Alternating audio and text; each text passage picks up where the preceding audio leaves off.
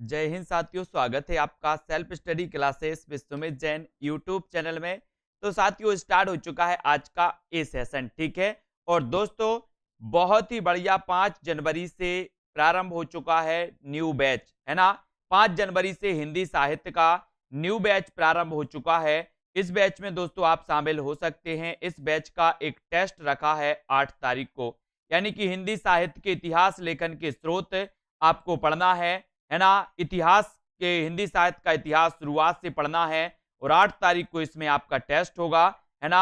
और 5 जनवरी से ये दोस्तों प्रारंभ होगा। 5 जनवरी से आपका प्रारंभ होने वाला है। आपको क्या करना है, self study classes app download कर लेना है, ठीक है। आपने प्ले स्टोर पे सर्च करना है सेल्फ स्टडी क्लासेस, ठीक है। और इस ऐप को आप डाउनलोड कर लेते हो तो दोस्तों यहाँ पर आपको वीडियो भी मिलेंगे, ट्रिकी वीडियो भी मिलेंगे, टेस्ट भी मिलेंगे, है ना। बहुत सारी चीजें आपको यहाँ पर मिलेंगी और हर समय आपके डाउट्स, हर समय किसी भी टाइम आपको लगता है, किसी भी टाइम आपका डाउट है, उस टाइम आपका डाउट क्लियर किया जाएगा, है ना।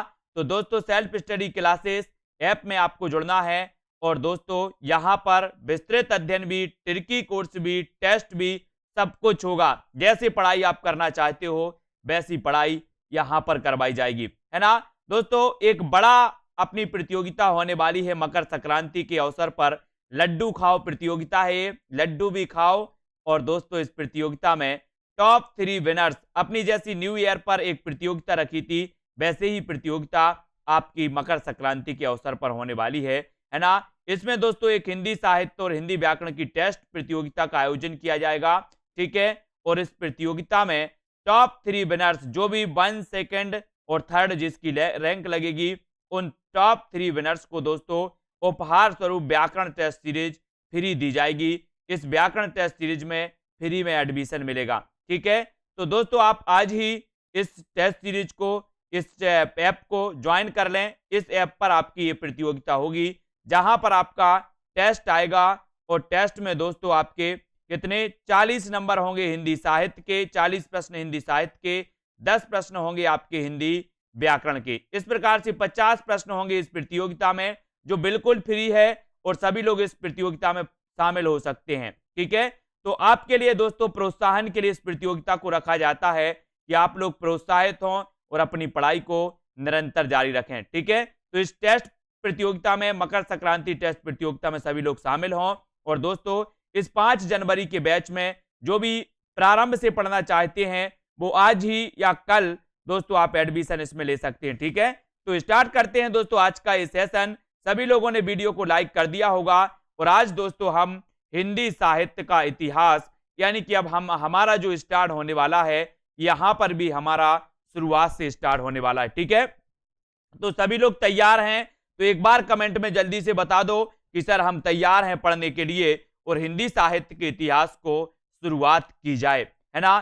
शुरुआत की जाए तो सबसे पहला आज का प्रश्न है कि हिंदी साहित्य के इतिहास का प्रथम लेखक कौन है। फटाक से आपको आंसर बताना है। और मैं कहता हूं साथियों कि जितने भी साथी नहीं जुड़े हैं हिंदी साहित्य के इतिहास से संबंधित, हिंदी व्याकरण से संबंधित सेल्फ स्टडी क्लासेस से जुड़े, जहां पर आपको हर समय दोस्तों डाउट क्लियर आपके किए जाएंगे, हर समय आपके टेस्ट भी करवाए जाएंगे और दोस्तों आप अपना आकलन कर पाएंगे। बहुत सारी चीजें जो आपको कहीं नहीं मिलने वाली वो सेल्फ स्टडी क्लासेस में मिलेंगी, है ना।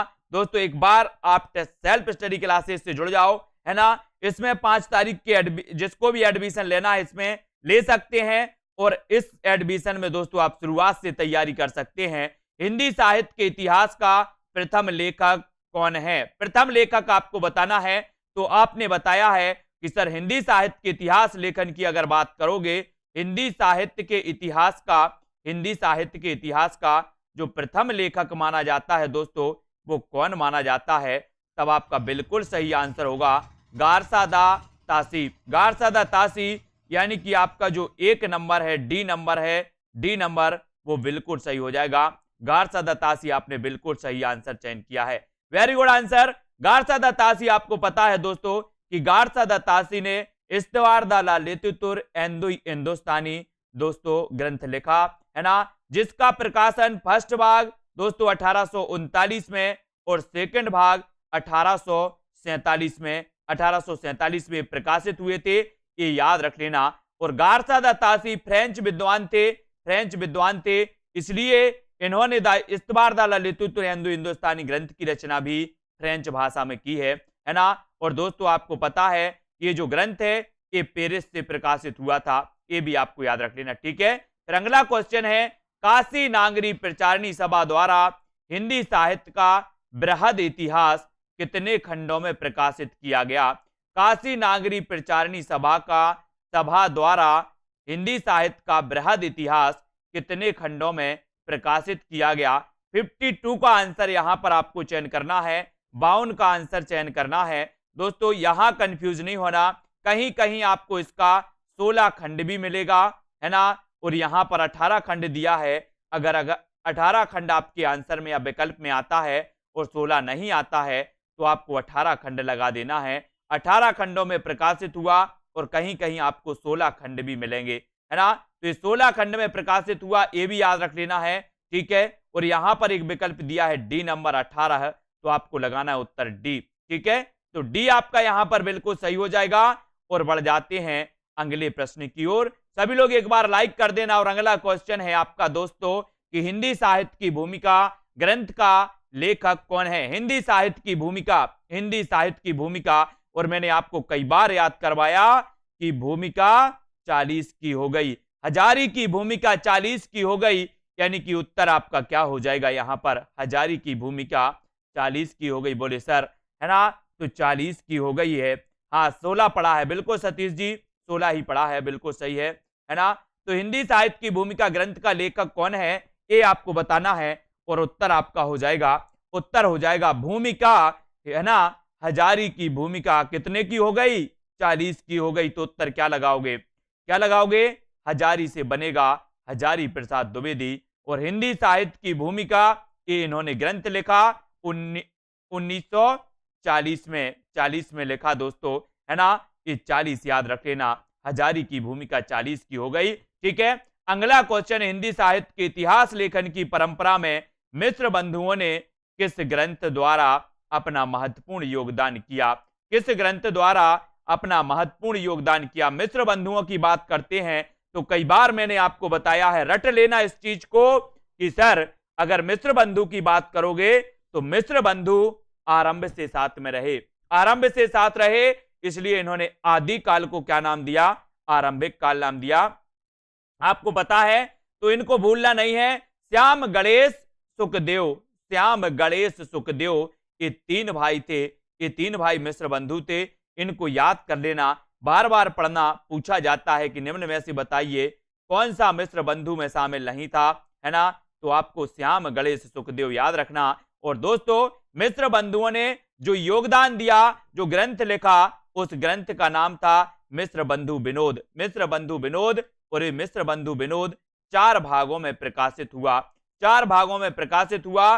और इस मिश्र बंधु विनोद में हिंदी साहित्य के इतिहास को 5 कालखंडों में विभाजित किया गया, ये भी याद रख लेना। इस मिश्र बंधु में दोस्तों लगभग 5000 कवियों का दोस्तों वर्णन इसमें मिलता है, इसमें चित्रण मिलता है, ये भी याद रख लेना। और ये जो मिश्र बंधु की बात कर रहे हो, ये जो मिश्र बंधु की दोस्तों आप क्या कर रहे हो? बात कर रहे हो, इन मिश्र बंधुओं को आपको अच्छे से पढ़ना है, क्योंकि इनका जो मिश्र बंधु विनोद है ये दोस्तों 1913 में इसके कितने भाग प्रकाशित हुए थे? बोले सर इसके 3 भाग प्रकाशित हुए थे 1913 में।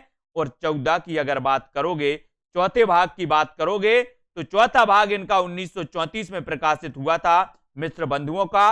अगर कभी ऑप्शन में आ जाए कि मिश्र बंधु विनोद में कितने कवियों का उल्लेख मिलता है, तो ऑप्शन में 4591 आ जाए तो 4591 लगा देना, और लगभग पूछा जाए तो लगभग 5000 लगा देना, ठीक है। तो 4 भागों में प्रकाशित 5 कालखंडों में हिंदी साहित्य के इतिहास को इसमें बांटा गया। 1913 में 3 भाग, 34 में चौथा भाग इसमें प्रकाशित हुआ, इसको याद कर लेना। हिंदी साहित्य के इतिहास लेखन से पूर्व किस प्रसिद्ध ग्रंथ में हिंदी के विभिन्न कवियों के जीवन वृत्त एवं कृतित्व का परिचय मिलता है? तो किसमें मिलता है? 55 का आंसर आपको चयन करना है। सभी लोग उत्तर बताएंगे 55, और 55 में नितिका जी उत्तर क्या हो जाएगा? उत्तर आपको बताना है, उत्तर क्या हो जाएगा जल्दी से बताओ। हिंदी साहित्य के इतिहास लेखन से पूर्व किस प्रसिद्ध ग्रंथ में हिंदी के विभिन्न कवियों के जीवन वृत्त एवं कृतित्व का परिचय मिलता है? और प्रश्न क्रमांक अपना 55 है और आपने पढ़ा है, क्या पढ़ा है जल्दी से बताओ। यशरत्ती जी, दारसू जी, क्या पढ़ा है? बोले सर हमने पढ़ा है कि 84 वैष्णव की वार्ता, 84 वैष्णव की वार्ता गोकुलनाथ द्वारा रचित ये रचना है ना। 84 वैष्णव की वार्ता या 200 वैष्णव की वार्ता हिंदी साहित्य के इतिहास लेखन से पूर्व प्रसिद्ध ग्रंथ था। कौन सा? 84 वैष्णव की वार्ता। इसमें दोस्तों, इसमें क्या है, कवियों के जीवन वृत्त मिलते हैं, कृतित्व मिलते हैं, है ना। और इन्हें ही हम क्या मानते हैं? इन्हें ही दोस्तों हम मानते हैं, क्या मान लेते हैं? हिंदी साहित्य के इतिहास लेखन के स्रोत की जब बात आती है तो इतिहास लेखन के स्रोत में दोस्तों भक्तमाल, 252 वैष्णव की वार्ता, 84 वैष्णव की वार्ता, इनको शामिल किया जाता है, क्योंकि जब हिंदी साहित्य का इतिहास लिखा गया तो इन्हीं के आधार पर लिखा गया, है ना। तो आपका उत्तर क्या हो जाएगा? विकल्प नंबर सी नंबर आपका बिल्कुल सही हो जाएगा। फिर यहां पर आते हैं, आचार्य रामचंद्र शुक्ल का इतिहास ग्रंथ हिंदी साहित्य का इतिहास स्वतंत्र पुस्तक से पूर्व किस रूप में प्रकाशित हुआ था? किस रूप में प्रकाशित हुआ था? 56 का आंसर आपको चयन करना है। उत्तर क्या हो जाएगा? सभी लोग आंसर लिखेंगे, सभी लोग को आंसर कमेंट में लिखना है। और जिन भी साथियों को न्यू बैच में जुड़ना है वो आज ही जुड़ सकते हैं, कल भी जुड़ सकते हैं, है ना। और अपना अध्ययन बिल्कुल शुरुआत से कर सकते हैं, है ना। शुरुआत से जब आप पढ़ेंगे तो मजा आएगा, टेस्ट भी होगा आपका, है ना, डाउट भी पूरे क्लियर होंगे और मजा आने लगेगा, है ना। दोस्तों आज ही जुड़े सेल्फ स्टडी क्लासेस से। Self study Rekha ji, very good. आचार्य रामचंद्र शुक्ल का इतिहास ग्रंथ हिंदी साहित्य का इतिहास स्वतंत्र पुस्तक से पूर्व किस रूप में प्रकाशित हुआ था? ये रहा आपका क्वेश्चन आपकी स्क्रीन पर। और 56 का आपने जो चयन किया है वो चयन किया है हिंदी शब्द सागर की भूमिका, हिंदी शब्द सागर की भूमिका के रूप में। ये दोस्तों हिंदी साहित्य का विकास शीर्षक से प्रकाशित हुआ था, हिंदी साहित्य के विकास शीर्षक से प्रकाशित हुआ था हिंदी साहित्य की भूमिका में, हिंदी शब्द सागर की भूमिका में, है ना।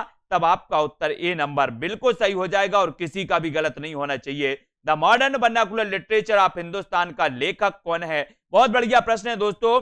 एशियाटिक सोसाइटी ऑफ बंगाल के दोस्तों अंक में ये प्रकाशित हुआ था, है ना। और आपको पता है कि ये जो प्रकाशित हुआ था ये हुआ था 1888 में, 1888 में ये प्रकाशित हुआ। और दोस्तों ये स्वतंत्र पुस्तक के रूप में जो प्रकाशित हुआ था ये 1889 में प्रकाशित हुआ था, है ना। लेकिन 1888 में the modern vernacular literature of Hindustan ये प्रकाशित हुआ। और इसके लेखक कौन माने जाते हैं? तो आपको बताना है George Grierson, Garcin de Tassy, Rene Belak या फिर गिलक्राइस्ट।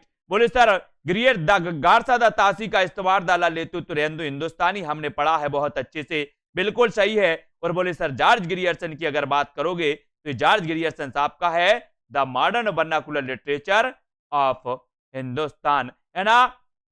सबसे पहले काल विभाजन का प्रयास इसी ग्रंथ में किया गया दोस्तों, है ना। इसलिए इस ग्रंथ को नींव का पत्थर भी कहा जाता है। हिंदी साहित्य के इतिहास का नींव का पत्थर किसे कहा जाता है? आपसे क्वेश्चन पूछा जाएगा तो आपको लगाना है the modern vernacular literature of Hindustan. और ये नंबर आपका बिल्कुल सही हो जाएगा। ये जिन्होंने लगाया वो बिल्कुल सही है। हिंदी साहित्य इतिहास की परंपरा में सर्वोच्च स्थान किस लेखक को मिला? 58 का आंसर हिंदी साहित्य इतिहास की परंपरा में सर्वोच्च स्थान किस लेखक को मिला? 58 का आंसर। और बिल्कुल सही आंसर होना चाहिए, बिल्कुल सही है दीना जी। उत्तर क्या हो जाएगा? इसका उत्तर क्या हो जाएगा? बहुत जल्दी प्रश्न क्रमांक 58 का आंसर बताना है। और 58 का हिंदी साहित्य इतिहास की परंपरा में सर्वोच्च स्थान किस लेखक को मिला? तो आपको पता है बोले सर सर्वोच्च स्थान सबसे व्यवस्थित जो हिंदी साहित्य का इतिहास माना जाता है वो इतिहास माना जाता है आचार्य रामचंद्र शुक्ल का। सबसे पहले 1929 में दोस्तों ये रामचंद्र शुक्ल का हिंदी शब्द सागर की भूमिका में हिंदी साहित्य के विकास शीर्षक से प्रकाशित हुआ था। लेकिन एक पुस्तक के रूप में एक व्यवस्थित दोस्तों संशोधित करके इसका जो संशोधित रूप प्रकाशित हुआ था हिंदी साहित्य के इतिहास के नाम से 1940 में हुआ था। और 40 की जब बात आते हैं तो 40 में हजारी प्रसाद द्विवेदी का हिंदी साहित्य की भूमिका है ना।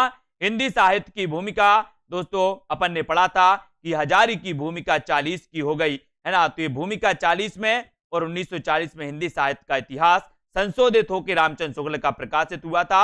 1952 की बात करें तो हिंदी साहित्य का उद्भव एवं विकास, हिंदी साहित्य का आदिकाल, ये दो ग्रंथ प्रकाशित हुए थे हजारी प्रसाद द्विवेदी के 52 में, ठीक है। और यहां पर आपका सही उत्तर हो जाएगा रामचंद्र शुक्ल, रामचंद्र शुक्ल यानी कि सी नंबर आपका बिल्कुल सही है। गारसादा तासी ने इस्तेवार दाला लेतुतुरेंदु हिंदुस्तानी ग्रंथ की रचना किस भाषा में की है, किस भाषा में की है ये आपको बताना है। प्रश्न क्रमांक 59 आपका सही उत्तर क्या हो जाएगा। गारसादा तासी ने इस्तेवार दाला लेतुतुर एंदु हिंदुस्तानी ग्रंथ की रचना किस भाषा में की, किस भाषा में की है दीपिका जी। 59 का आंसर आप लोग बताएंगे। रिया नायक जी आवाज नहीं आ रही क्या आपको। गारसादा तासी ने इस्तेवार दाला लेतुतुर एंदु हिंदुस्तानी ग्रंथ की रचना किस भाषा में की है। और 59 का आंसर, 59 का आंसर बोले सर ये इस्तेवार दाला लेतुतुर एंदु हिंदुस्तानी ये जो ग्रंथ है ये गारसादा तासी का है, गारसादा तासी का है। और ये बात करें किसकी तो ये फ्रेंच भाषा फ्रांसीसी भाषा में प्रकाशित हुआ, यानी कि आ नंबर आपका यहां पर बिल्कुल सही हो जाएगा, ए नंबर आपका बिल्कुल सही हो जाएगा। और अगला क्वेश्चन है हिंदी साहित्य नामक इतिहास ग्रंथ का संपादन किसने किया। हिंदी साहित्य नामक इतिहास ग्रंथ का संपादन किसने किया। प्रश्न क्रमांक 60 का उत्तर बताना है। हिंदी साहित्य नामक इतिहास ग्रंथ का संपादन बताना है। तो संपादन करने वाले जो थे वो कौन थे, वो कौन थे। बालसुधा जी बोले सर है ना किसी पर मत लो, ये तो डॉक्टर धीरेन्द्र वर्मा थे। कौन थे, डॉक्टर धीरेन्द्र वर्मा। हिंदी साहित्य नामक इतिहास ग्रंथ का संपादन करने वाले जो थे वो थे धीरेन्द्र वर्मा। धीरेन्द्र वर्मा यानी कि आपका 60 का जो आंसर हो जाएगा वो हो जाएगा विकल्प नंबर बी, विकल्प number M R Sharma ji very good. V number किस आलोचक ने आदिकाल को बीज वपन काल कहा। सरल आंसर, किसी का गलत नहीं होना चाहिए। कई बार एग्जाम में पूछा गया है लेकिन इस सरल वे में पूछा जाता है, आप लोग को कठिन वे में नहीं लेना है, इस सरल वे में पूछा जाता है और पूछ लिया जाता है बीज वपन काल। और मैंने कहा कि बीज की बात आई है तो बीज बोए हैं अहिंसा के किसने। अहिंसा के अपन पढ़ते ना कि अहिंसा के बीज बोए महावीर भगवान ने, तो बीज वपन काल भी कौन कहेगा, कौन कहेगा। महावीर प्रसाद द्विवेदी कहेंगे कि श्याम सुंदर दास कहेंगे। बोले सर छोड़ो यार महावीर प्रसाद द्विवेदी ही कहेंगे, है ना। मैंने कहा ठीक है, फिर आपका उत्तर सही हो जाता है विकल्प नंबर बी, बीज वपन काल महावीर प्रसाद द्विवेदी। बीज वपन काल महावीर प्रसाद द्विवेदी, बी नंबर आपका बिल्कुल सही हो जाएगा। अगला क्वेश्चन है सरहपाद को हिंदी का प्रथम कवि किसने माना है। सरहपाद को हिंदी का प्रथम कवि किसने माना। मिश्र बंधु ने, है ना, चंद्रधर शर्मा गुलेरी ने, राहुल शर्मा ने, या फिर राहुल सांकृत्यायन और हजारी प्रसाद द्विवेदी ने।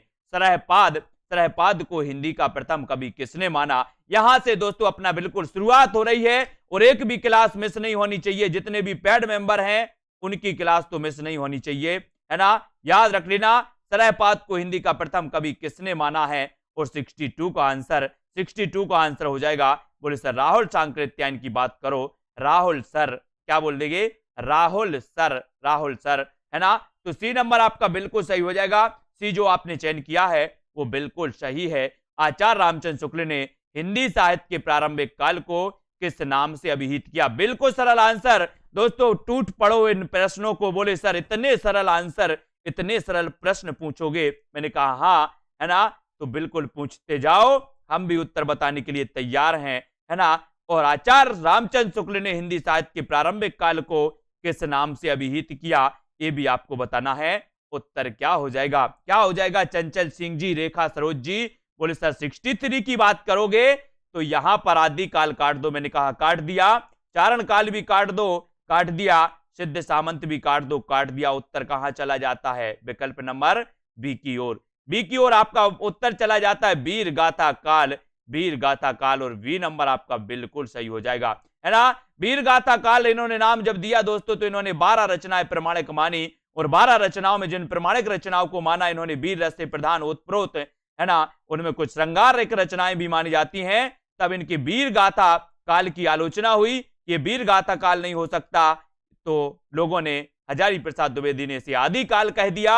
और आदिकाल जब कह दिया तो आपको पता होगा कि आदिकाल नाम ही चढ़ पड़ा और इसे हम आदिकाल ही जानते हैं। और रामचंद्र शुक्ल ने दोस्तों इसकी जो अवधि मानी 1050 से लेकर के 1375, 1050 से लेकर के 1375 मानी, ये भी आपको याद रख लेना है। और 1000 से लेकर के 1050 तक द्विवेदी जी ने मानी है ना। तो इनको कालक्रम भी अपन को याद रखना है। फिर आपसे क्वेश्चन पूछा जाता है कि हिंदी साहित्य के अंतर्गत किस काल को हिंदी साहित्य का स्वर्ण युग कहा जाता है। स्वर्ण युग बताना है दोस्तों। आपको पता होगा जॉर्ज ग्रियर्सन ने सबसे पहले हिंदी साहित्य के उस युग को जिसे आपको बताना है क्या कहा था, स्वर्ण युग कहा था। फिर श्याम सुंदर दास ने इसे स्वर्ण काल भी कहा था दोस्तों, ये याद रख लेना। तो श्याम सुंदर दास और जॉर्ज ग्रियर्सन ने इसे स्वर्ण युग, स्वर्ण काल के रूप में दोस्तों इसे पुकारा है ना। और याद रख लेना, बोले सर भक्ति काल की बात करो तो हिंदी साहित्य का ये स्वर्ण युग था। क्या था? स्वर्ण युग था। और अगर कभी आपसे पूछा जाए कि खड़ी बोली का स्वर्ण युग कौन सा युग था, खड़ी बोली का स्वर्ण युग कौन सा युग था, तो आपको लगाना है छायावाद खड़ी बोली का स्वर्ण युग था। और दोस्तों ये हिंदी साहित्य का स्वर्ण युग भक्ति काल था। यानी कि आ नंबर आपका यहां पर बिल्कुल सही हो जाएगा। ए नंबर सभी लोग लाइक कर देना और इस सीरीज को कोई भी मिस नहीं करना। और दोस्तों जितने भी पेड मेंबर हैं वो मिस तो कभी नहीं करना। और जिनको फर्स्ट बैच में, सेकंड बैच में स्टार्ट से पढ़ना है, शुरुआत से पढ़ना है, व्यवस्थित पढ़ना है, वो आज ही self study classes app download कर लें। और आदिकालीन कृति ढोला मारूरा दोहा की गणना किस साहित्य के अंतर्गत की जाती है। प्रश्न क्रमांक 65 है और 65 को आपको चयन करना है। उत्तर क्या हो जाएगा? ढोला मारूरा दोहा। इसमें बहुत सारे लोगों को कंफ्यूज है और मैंने कई बार आपको बताया, इसलिए कंफ्यूजन दूर कर लेना है, अब नहीं भूलना है। एक बार और बता दे रहा हूं मैं कि ढोला मारूरा दोहा, एक तो आपसे पूछा जाता है कल्लोल, एक पूछा जाता है कल्लोल, एक पूछा जाता है कुशल लाभ, है ना। तो याद रख लेना कि ढोला मारूरा दोहा ये दोस्तों सबसे पहले कल्लोल कवि ने, मूल रचना कल्लोल कवि की है और इसमें संशोधन किया था कुशल लाभ ने, है ना। तो ये कल्लोल कवि भी आती है और कुशल लाभ का नाम भी इसमें रचनाकार के रूप में आता है ना। तो कल्लोल कवि पूछा जाए तो कल्लोल लगा देना और कुशल लाभ पूछा जाए तो कुशल लाभ लगा देना, है ना। और दोनों एक साथ कभी नहीं पूछा जाएगा, इसलिए याद रखना। अगला क्वेश्चन है ढोला मारूरा दोहा। ढोला मारूरा दोहा ये लौकिक साहित्य के अंतर्गत रखा जाता है इसे। और डी नंबर आपका लौकिक साहित्य के अंतर्गत, डी नंबर बिल्कुल सही हो जाएगा। अगला क्वेश्चन, अगला कुरैशी जी आदिकाल के अंतर्गत सरहपा, लुईपा, सबरपा आदि कवि किस साहित्य से संबंध है ना। सरहपा, लुईपा, सबरपा आदि, तो इतना तो अपन ने पढ़ा है। बोले सर सरहपा की बात करो, लुईपा की बात करो, सबरपा की बात करो, है ना। सरहपा की रचना दोहा कोश, सबरपा की रचना चर्यापद, है ना, अपन ने पढ़ी ना। तो दोहा कोश की रचनाकार सरहपा, सबरपा, चर्यापद इनकी है। और दोस्तों आदिकाल के अंतर्गत सरहपा, लुईपा आदि कवि किस साहित्य के अंतर्गत आते हैं? तो बोले सर सिद्ध साहित्य के अंतर्गत आते हैं। और दूसरा क्वेश्चन आपसे पूछा जाता है कि सिद्धों की संख्या कितनी थी? तो आपको बताना 84। कितनी थी? 84 थी। इनमें प्रथम सिद्ध कौन माने जाते हैं? प्रथम सिद्ध माने जाते हैं सरहपा। और सिद्धों में सर्वोच्च स्थान है तो किसका है? लुईपा का। सर्वोच्च स्थान लुईपा का माना जाता है। प्रथम सिद्ध माने जाते हैं सरहपा। सिद्धों की संख्या है 84, ये भी याद रख लेना दोस्तों। और अगला क्वेश्चन है आचार्य रामचंद्र शुक्ल के अनुसार हिंदी का प्रथम महाकाव्य कौन सा है? 67 का आंसर आपको बताना है। हिंदी का प्रथम महाकाव्य शुक्ल के अनुसार चयन करना है। पृथ्वीराज रासो, बीसल देव रासो, संदेश रासो या फिर खुमाण रासो। और उत्तर क्या हो जाएगा? और आपको पता है कि रामचंद्र शुक्ल ने पृथ्वीराज रासो को सर्वथा अप्रमाणिक माना है, लेकिन इन्होंने दोस्तों पृथ्वीराज रासो को महाकाव्य माना है। क्या माना है? महाकाव्य माना है। तो रामचंद्र शुक्ल के अनुसार हिंदी का प्रथम महाकाव्य कौन सा है? तो उत्तर लगा देना पृथ्वीराज रासो, है ना। पृथ्वीराज रासो लगा देना है। चंद्र बरदाई और हिंदी का प्रथम महाकाव्य माना, लेकिन रामचंद्र शुक्ल वही रामचंद्र शुक्ल हैं जिन्होंने इस पृथ्वीराज रासो को, है ना, सर्वथा अप्रमाणिक माना। तो ये भी आपको याद रख लेना, रामचंद्र शुक्ल जी, है ना। अगला क्वेश्चन आपकी स्क्रीन पर, आदिकाल की रूढ़ियों, परंपराओं और प्रवृत्तियों को समझने में किस पुस्तक से सहायता मिलती है? कई बार मैंने आपको बताया है, इसको अब भूलना नहीं है। और किसी भी बंदी का क्या नहीं होना चाहिए, गलत नहीं होना चाहिए क्वेश्चन। आदिकाल की रूढ़ियों, परंपराओं और प्रवृत्तियों को समझने में किस पुस्तक से सहायता मिलती है? और 68 का आंसर आपको चयन करना है। और कई बार बताया, बोले सर कई बार बताया, कई बार बताया, कई बार बताया, लेकिन भूल गए। अब नहीं भूलना, अब नहीं भूलना। बताओ जल्दी से कौन कौन गलत बता रहा है, वो मैं कमेंट में देख रहा हूं आज। और कौन कौन सही बता रहा है वो भी कमेंट में देख रहा हूं। प्रश्न क्रमांक 68 और 68 में कुछ लोग चयन कर रहे ए, कुछ लोग चयन कर रहे बी, है ना, और अधिकांश लोग चयन कर रहे हैं बी, है ना, बी और A B B A B और बी ए, है ना। ए को काट दो, सी को काट दो, डी को भी काट दो, है ना। आदिकाल की रूढ़ियों, रूढ़ियों, रूढ़ियों, परंपराओं और प्रवृत्तियों को, परंपराओं और प्रवृत्तियों को समझने में किस पुस्तक से सहायता मिलती है? किस पुस्तक से सहायता मिलती है? तो वो मिलती है प्राकृत पेंगलम। ये रूढ़ियों की बात हुई है तो यहां पर आ जाओ। अपन दोस्तों देखते हैं, बोले सर संस्कृत, संस्कृत, पाली, पाली और प्राकृत, प्राकृत, है ना।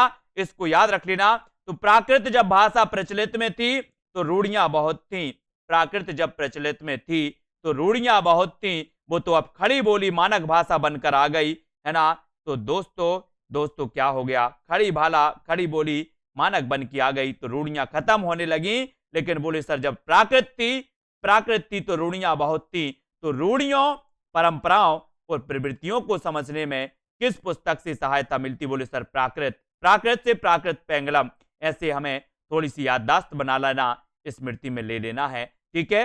अगला क्वेश्चन, लक्ष्मीधर की एक कृति मानी जाती है, पृथ्वीराज रासो का रचयिता किसे माना जाता है? सरल क्वेश्चन, बिल्कुल सरल क्वेश्चन है ना। पृथ्वीराज रासो का रचयिता किसे माना जाता है? नरपति नाल, बोले सर कट कर दो, जग ने कट कर दो, चंद बरदाई रहने दो, गोरखनाथ रहने दो, है ना। तो आपको पता है पृथ्वीराज रासो हिंदी का प्रथम महाकाव्य, है ना। इसे आदिकाल में छायावाद में छंदों का अजायब घर, आदिकाल में से छंदों का अजायब घर भी कहा जाता है ना। अपन पढ़ते हैं, बोले सर छंदों का अजायब घर किसे कहा जाता है? तो आपको बताना रामचंद्रिका को, है ना। आदिकालीन किस कृति को छंदों का अजायब घर कहा जाता है? तो आदिकालीन जो कृति है वो है पृथ्वीराज रासो, है ना, याद रख लेना। और पृथ्वीराज रासो का जो रचयिता है वो रचयिता कौन है? तो वो रचयिता है चंद्रबरदाई। बोले सर पृथ्वी का एकमात्र उपग्रह है चंद्रमा, तो इसके रचयिता भी चंद्रमा से बनेगा, चंद्रबरदाई, ठीक है। तो सी नंबर बिल्कुल सही। रासो काव्य परंपरा में गे काव्य कौन सा है? गे काव्य कौन सा है? रासो काव्य परंपरा में गे काव्य कौन सा है? बीसल देव रासो, परमाल रासो, वर्ण रत्नाकर, राउल बेल, यानी कि 70 का आंसर। गे काव्य कौन सा माना जाता है? श्रृंगार परक रचना कौन सी मानी जाती है? अजमेर के शासक से संबंधित रचना कौन सी मानी जाती है? ये भी आपको बताना है। नरपति नाल की रचना कौन सी मानी जाती है? और गे काव्य कौन सा माना जाता है? तो ये सारे क्वेश्चन 3-4 वर्ण के 3-4 प्रकार के दोस्तों क्वेश्चन हैं जो आपसे पूछे जाएंगे। और आपसे पूछे जाएंगे तो बोले सर हम भी तैयार हैं, और हम भी तैयार हैं। तो उत्तर होगा बीसल देव रासो। बीसल देव रासो आपका बिल्कुल सही हो जाएगा।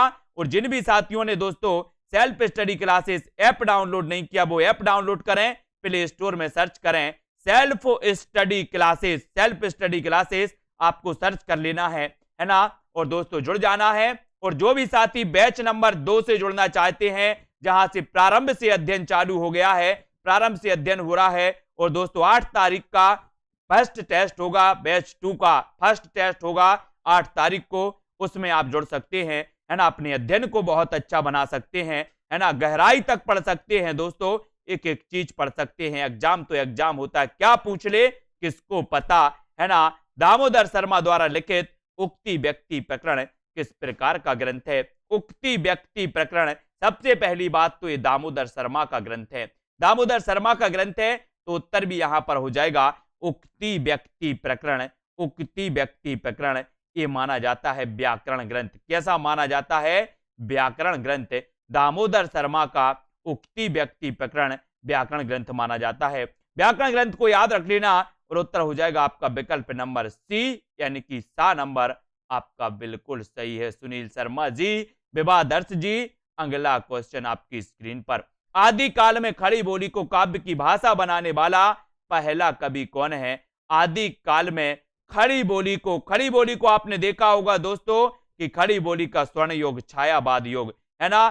खड़ी बोली का दोस्तों आपको पता है कि खड़ी बोली काव्य की भाषा भारतेंदु युग में नहीं रही, लेकिन जैसे ही द्विवेदी युग आया और महावीर प्रसाद द्विवेदी ने खड़ी बोली को दोस्तों प्रोत्साहन किया, खड़ी बोली का समर्थन किया और काव्य की भाषा बना दिया खड़ी बोली को, है ना। आदि काल में जो खड़ी बोली थी वो गद्य तक सीमित रही, है ना। और आदि काल में खड़ी बोली को काव्य की भाषा बनाने वाला पहला कवि कौन है? तो पहला कवि 72 का आंसर हो जाएगा अमीर खुसरो। अमीर खुसरो, याद रहो, बी नंबर आपका बिल्कुल सही होगा, अमीर खुसरो, है ना। अगला क्वेश्चन, आदिकालीन शिलांकित कृति का नाम क्या है जिसे गद्य पद्य मिश्रित चंपू काव्य की प्राचीनतम हिंदी कृति माना जाता है? आपको पता है शिलांकित कृति यानी कि शिला में अंकित कृति, है ना दोस्तों। चंपू काव्य यानी कि गद्य और पद्य का मिश्रण काव्य चंपू काव्य, है ना। और काव्य की प्राचीनतम हिंदी कृति माना गया है, तो किसे माना गया है? जल्दी से अंगूठा चला देना सभी लोग, लाइक कर देना। आदिकालीन शिलांकित कृति का नाम क्या है जिसे गद्य पद्य मिश्रित चंपू काव्य की प्राचीनतम हिंदी कृति माना गया? तो बोले सर वर्ण रत्नाकर काट दो, मैंने काट दिया। खालिक बारी काट दो, काट दिया। दो सुखने काट दो, काट दिया। उत्तर आता है आपका राउल बेल। राउल बेल यानी कि शिलांकित कृति है राउल बेल, है ना। इसको याद रख लेना। और ये रोड़ा कवि की रचना है, किसकी है? रोड़ा कवि की। रोड़ा राउल बेल की रचनाकार है रोड़ा कवि। गद्य पद्य मिश्रित चंपू काव्य है, शिलांकित कृति है। और ये शिलांकित कृति मालवा मध्य प्रदेश में ये शिला पर अंकित है ना। मालवा मध्य प्रदेश में शिला में अंकित है, ये भी याद रखो। अमीर खुसरो किस तरह की रचनाओं के लिए प्रसिद्ध है? अमीर खुसरो किस तरह की रचनाओं के लिए प्रसिद्ध है? सभी को लाइक कर देना है, फटाफट से वीडियो को शेयर भी कर देना अपने मित्रों तक। और दोस्तों पढ़ते जाना, इस सीरीज को छोड़ना नहीं है, एक भी प्रश्न मिस नहीं होना चाहिए आपका, इसलिए समय से आना है। और दोस्तों आपको क्या करना है? आपको करना है दोस्तों, क्या करना है? Self study classes app download कर लेना है, जिसमें आप फर्स्ट सेकंड बैच से जुड़ करके अपनी तैयारी को शुरू कर सकते हैं। टेस्ट भी होगा, ट्रिक भी होगी, विस्तृत अध्ययन भी होगा, सब कुछ होगा। यहाँ पूरी चीजें आपको मिलेंगी, है ना। याद करवाने का ठेका सिर्फ सेल्फ स्टडी क्लासेस लेता है, और कहीं चले जाओ दुनिया में, है ना। याद रख लेना। अमीर खुसरो किस तरह की रचनाओं के लिए प्रसिद्ध है? तो उत्तर हो जाएगा दोस्तों प्रश्न क्रमांक 74। और 74 में होगा क्या? 74 में होगा पहेलियां और मुकरियां। पहेलियां और मुकरियां। अभी एक एचपी टेट में क्वेश्चन पूछा गया था, एचपी टेट में, कि नए जमाने की मुकरियां ये रचना किसने की है? तो आपका नए जमाने की मुकरियां होता है किसकी? नए जमाने की मुकरियां भारतेंदु, है ना। और दोस्तों पहेलियां और मुकरियां लिखी हैं कौन? अमीर खुसरो प्रसिद्ध थे, लेकिन नए जमाने की मुकरियां ये दोस्तों आपका हो जाएगा भारतेंदु हरिश्चंद्र। नए जमाने की मुकरियां भारतेंदु हरिश्चंद्र, है ना। और यहां पर आ जाते हैं, आदिकालीन साहित्य में वीर रस की रचनाओं में किस शैली का प्रयोग किया गया?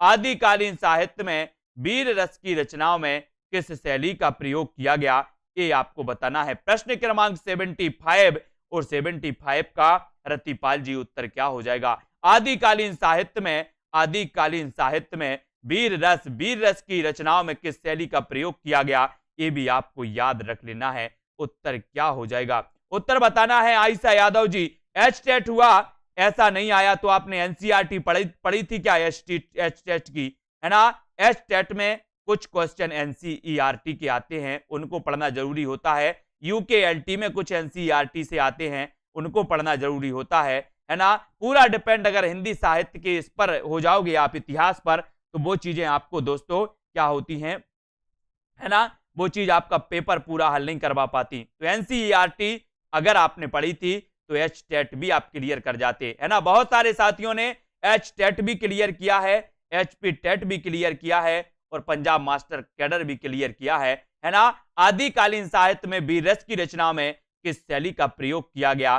तो प्रश्न क्रमांक 75 और 75 का जो उत्तर हो जाएगा, वो उत्तर हो जाएगा दोस्तों कौन सा? वो हो जाएगा कौन सी? वीर रस की रचनाओं में किस शैली का प्रयोग किया गया? तो वीर रस की रचनाओं में किया गया दोस्तों डिंगल शैली का। कौन सी? डिंगल, डिंगल, डिंगल, यानी कि आपका जो बी नंबर है 75 का बी नंबर आपका सही हो जाएगा। डिंगल शैली का वीर रस की रचनाओं में डिंगल और बी आपका बिल्कुल सही है। ठीक है, बिल्कुल सही है। अगला क्वेश्चन है, आदिकाल के किस पंथ से भक्ति काल के संत मत का विकास हुआ था? ये आपको बताना है। प्रश्न क्रमांक क्या हो जाएगा? ठीक है, 76 का आंसर, आदिकाल के किस पंथ से भक्ति काल के संत मत का विकास हुआ? तो जल्दी से बताना है। प्रश्न क्रमांक 76, आदिकाल के किस पंथ से भक्ति काल के संत मत का विकास हुआ? तो किसका हुआ? बौद्ध का, जैन, नाथ या फिर वज्रयान, किसका हुआ? 76, आदिकाल के किस पंथ से भक्ति काल के संत मत का विकास हुआ? तो संत मत का जो विकास हुआ दोस्तों वो हुआ है, आपको पता होगा किस मत से हुआ? नाथ, नाथ, यानी कि आपका जो सी नंबर है नाथ मत, वो बिल्कुल सही हो जाएगा। नाथ पंथ आपका बिल्कुल सही हो जाएगा, है ना। अगला क्वेश्चन, डॉक्टर राम कुमार वर्मा ने आदिकाल का नामकरण किस रूप में किया? किस रूप में किया? आप भ्रंश से संधि काल, उच्चारण काल, सिद्ध, सामंत काल, अंधकार काल। और राम कुमार वर्मा ने आदिकाल का नामकरण किस रूप में किया है? किस रूप में किया आदिकाल का नामकरण? और उत्तर क्या हो जाएगा? उत्तर बताना है। आदिकाल का नामकरण पूछा जाता है और 77 का आंसर हो जाता है संधि काल, और चारण काल, है ना। संधि काल और चारण काल, यानी उत्तर आपका हो जाएगा विकल्प नंबर बी, है ना। डॉक्टर राम कुमार वर्मा ने आदिकाल का नामकरण किस रूप में किया? तो वो रूप था संधि काल और चारण काल, है ना। 750 से लेकर के दोस्तों 1000 तक इन्होंने संधि काल माना था, है ना। ये भी आपको याद रख लेना है।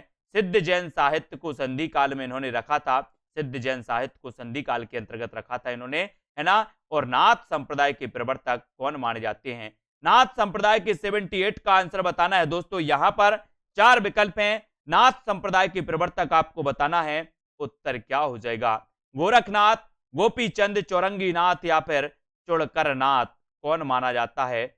उत्तर क्या हो जाएगा, है ना। नाथ संप्रदाय के प्रवर्तक कौन थे? नाथ संप्रदाय के प्रवर्तक कौन थे? और 78 का आंसर बिल्कुल सही आंसर हो जाएगा आपका। कौन सा? गोरखनाथ।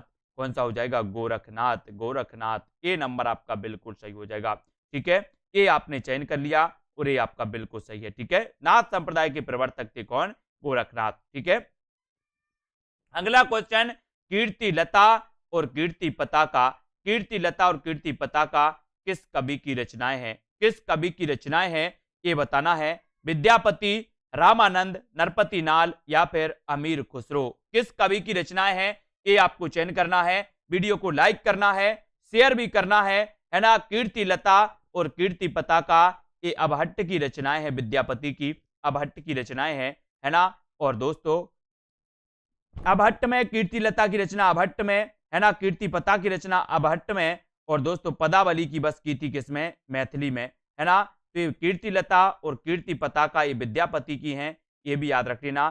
कीर्ति लता को इन्होंने कहानी कहा है, कहानी, है ना, कहानी, ये भी याद रखना, है ना। अब बताना है 10वीं से 14वीं शताब्दी का काल, जिसे हिंदी साहित्य का आदिकाल कहते हैं, भाषा की दृष्टि से अपभ्रंश का ही बढ़ाव है। यह कथन किस लेखक का है? यह कथन किस लेखक का है? 80 का आंसर आपको चयन करना है। 10वीं से 14वीं शताब्दी का काल, जिसे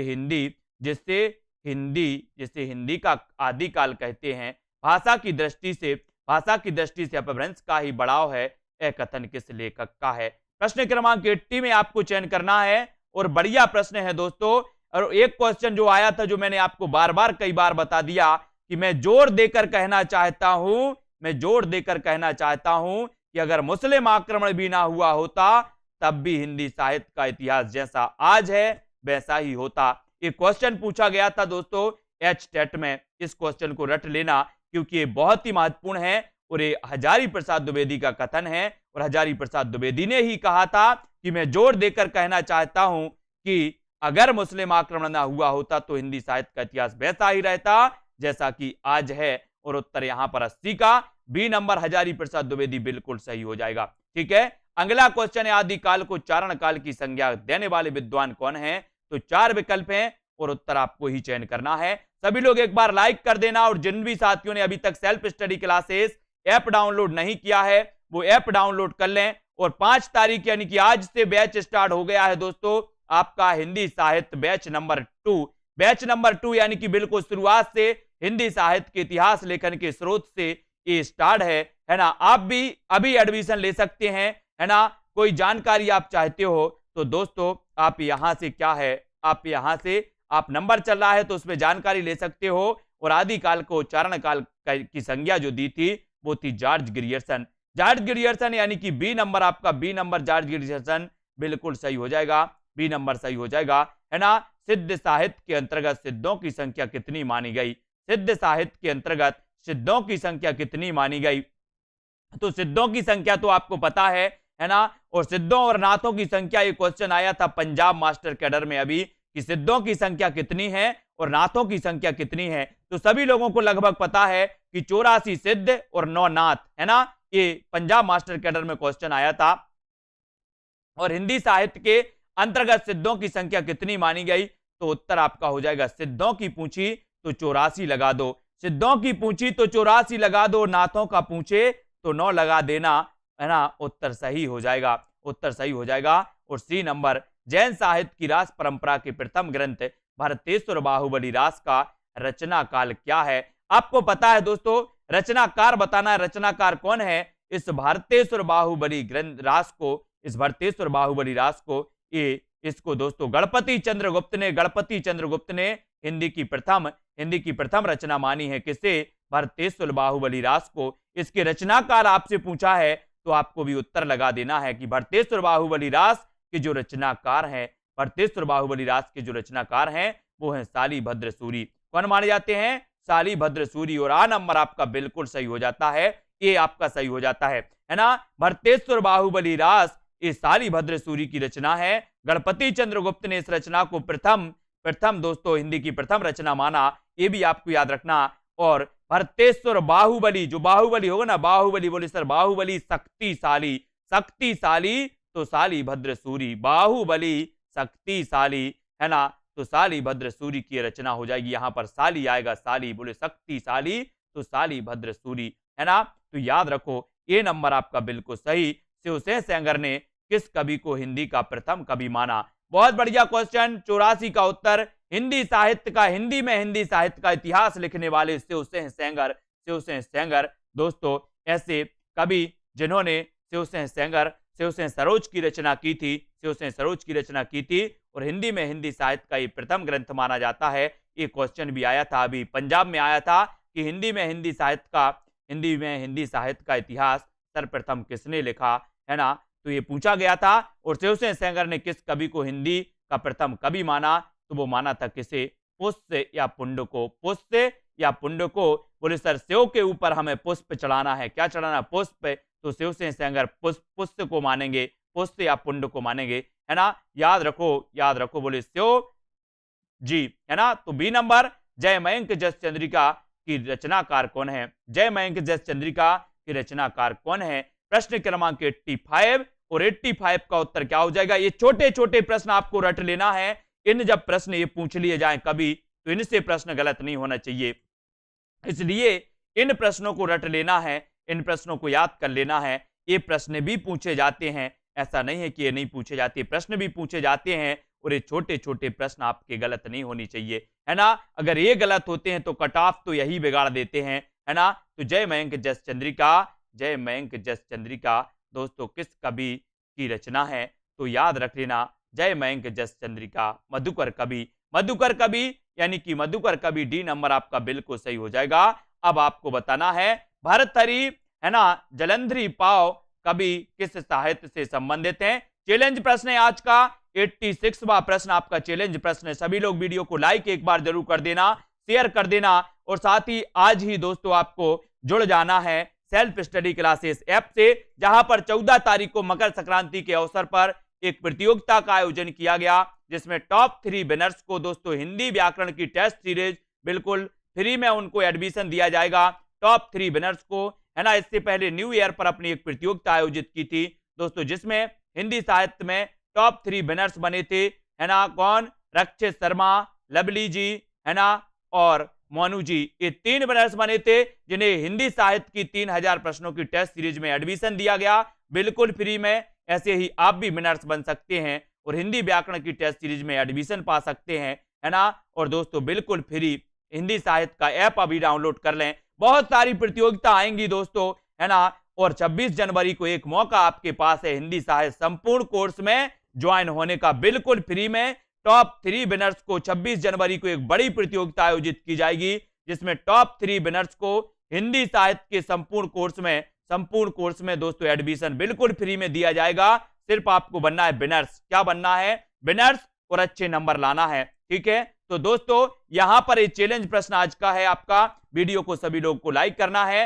और 5 जनवरी से ये बैच स्टार्ट हो चुका है दोस्तों। इस बैच में आप जुड़ सकते हो, अपने अध्ययन को बहुत अच्छा कर सकते हो। आपको ऐप डाउनलोड करना है self study classes app download कर लो। और दोस्तों यहां पर आपको प्रतियोगिताएं, फ्री प्रतियोगिताएं भी कराई जाएंगी, टेस्ट भी मिलेंगे, है ना दोस्तों, वीडियो भी मिलेंगे, बहुत सारी चीजें यहां पर आपको मिलती रहेंगी, है ना। कुछ फ्री क्लासें मिलेंगी, कुछ दोस्तों पेड क्लासें आपको यहां पर मिलेंगी, है ना। तो जो भी पेड मेंबर बनना चाहते, कोर्स परचेस करके पढ़ना चाहते हैं, निरंतर दोस्तों क्रमबद्ध अध्ययन करना चाहते हैं, तो वो आप कर सकते हैं, पढ़ सकते हैं, है ना। और एक चांस आपको दिया है मैंने कि 26 जनवरी यानी कि गणतंत्र दिवस के अवसर पर दोस्तों एक प्रतियोगिता का आयोजन किया जाएगा, जिसमें टॉप 3 विनर्स को हिंदी साहित्य के संपूर्ण कोर्स, जो कि कोर्स आपका 1200 रुपए का है, टॉप 3 विनर्स को बिल्कुल फ्री में एडमिशन दिया जाएगा, है ना। बिल्कुल फ्री में दिया जाएगा। तो पढ़ाई स्टार्ट कर दें। और दोस्तों अभी से पूरे हिंदी साहित्य से पूछा जाएगा। और दोस्तों बहुत बढ़िया तरीके से आप लोग जुड़े रहें और इसी प्रकार से पढ़ते रहें। आपके लिए विभिन्न प्रकार के ऑफर, विभिन्न प्रकार की प्रतियोगिताएं, सारी चीज आएंगी। ये जो टेस्ट प्रतियोगिता होगी दोस्तों, वो होगी काय पर? ऐप पर, सेल्फ स्टडी क्लासेस ऐप पर होगी। चाहे वो मकर संक्रांति की हो, चाहे वो 26 जनवरी गणतंत्र दिवस की हो, है ना, सभी चीजों की ये प्रतियोगिताएं ऐप पर होंगी। आप भी बन सकते हैं विनर्स, है ना।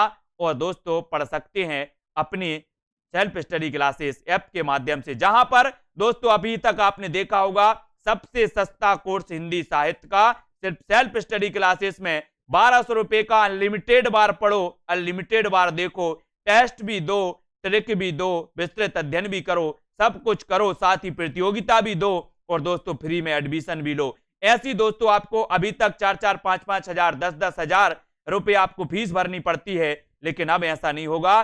सेल्फ स्टडी क्लासेस में आपको सबसे कम रेट पर, सबसे कम दाम पर दोस्तों आपको वो सारी चीजें मिलेंगी जो कहीं नहीं मिल पाती। आप चले जाना किसी भी क्लास में और अटेंड करके आना कि सर क्या होगा, है ना।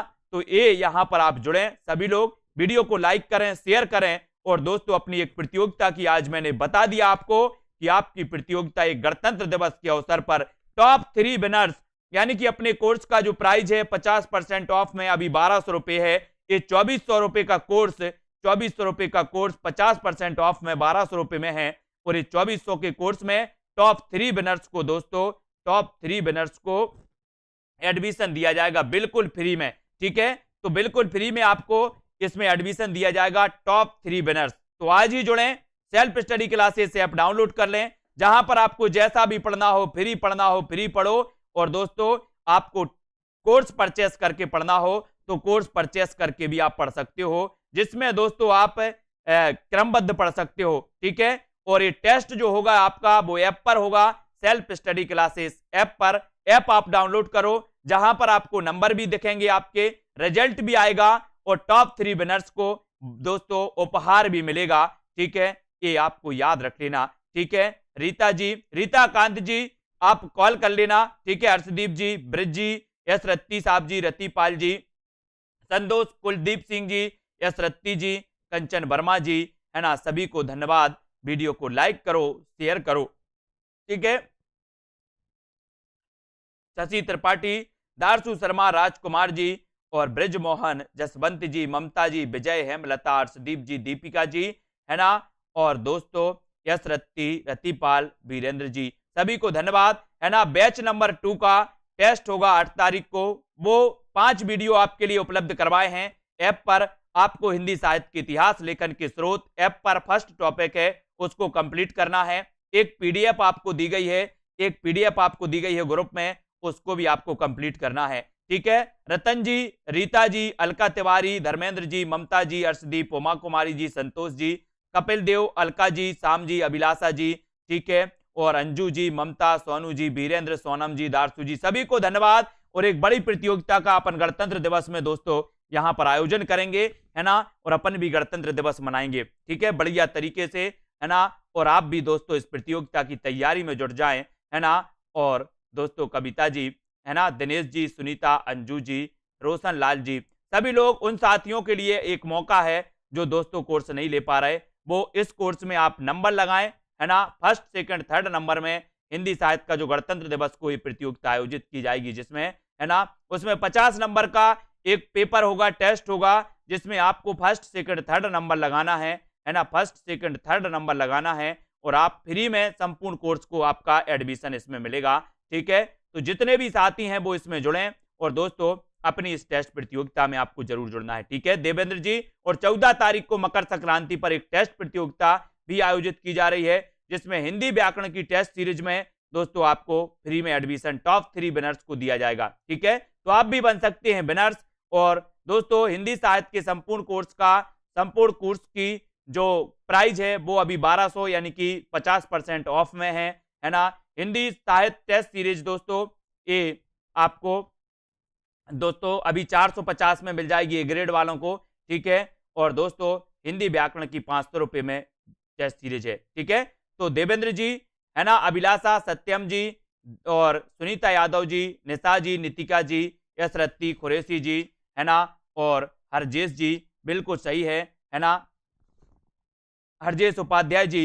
हिंदी साहित्य होता है, चाहे आप टीजीटी पढ़ लो, चाहे पीजीटी पढ़ दो, चाहे नेट दे दो, है ना। हिंदी साहित्य को अपन शुरुआत से पढ़ रहे हैं। दीपा जी, राजकुमार जी, सोनू जी, देवेंद्र जी, है ना, धर्मेंद्र कुमार, मधु जी, सोनू कुमार जी, राम किशन जी। एमपी में ऐसा कोई एग्जाम नहीं होता जिसमें हिंदी साहित्य पूछा जाए, सिर्फ एक एग्जाम होता है एमपी टेट वर्ग 3 का, वो भी 3-4 साल में एक बार, 5 साल में एक बार होता है ना। 2011 से 2020 में एग्जाम हुआ था एमपी टेट वर्ग 1 का, जिसमें हिंदी साहित्य पूछा गया था, बाकी और कोई में नहीं पूछा जाता, है ना। इसलिए दोस्तों ममता जी, रोमा जी, गणपत जी, प्रियंका, दीपिका, ज्योत्सना, है ना, कच्चन वर्मा जी, सभी को धन्यवाद। वीडियो को लाइक कर लें, जिसको कोई भी डाउट लगता है वो अपन व्हाट्सएप में भी आप मैसेज कर सकते हो, ठीक है।